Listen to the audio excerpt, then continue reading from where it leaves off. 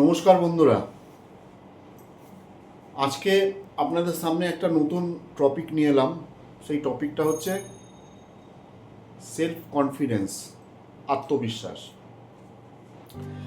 আত্মবিশ্বাস মানে নিজেকে বিশ্বাস করা, নিজের উপরে ভরসা রাখা।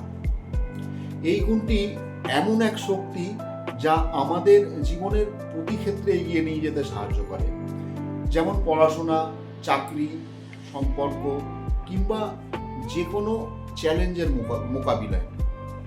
প্রথমে বলি, আত্মবিশ্বাস কোনো জন্মগত গুণ নয় বন্ধুরা, এটা শেখা যায়, গড়ে তোলা যায়।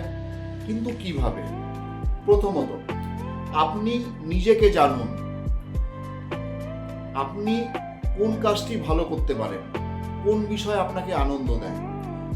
যখন আমরা নিজেদের শক্তিগুলোকে চিনতে পারি, তখন আত্মবিশ্বাস আপনাতেই তৈরি হয়। ভুলকে ভয় পাবেন না বন্ধুরা।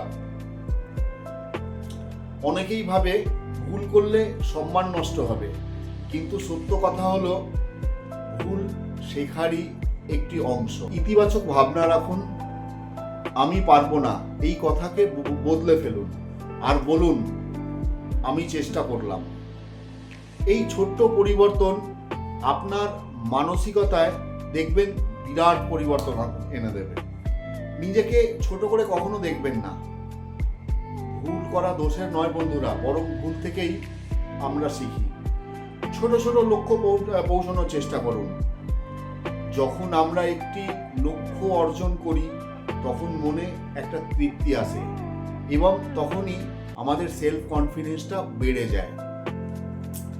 এছাড়া পজিটিভ মানুষদের সঙ্গে সময় কাটান, নিজের কথা স্পষ্টভাবে বলুন এবং নিজের যত্ন নেওয়া, এইগুলো সব কনফিডেন্স বাড়ায়।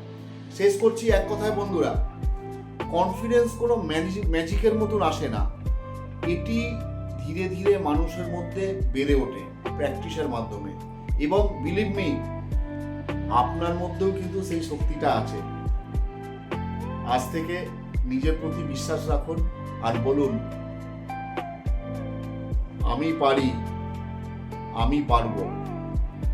আপনারা প্রত্যেকে বলুন বন্ধুরা, দেখবেন সেলফ কনফিডেন্স বেড়ে যাবে। ধন্যবাদ, খুব ভালো থাকবেন।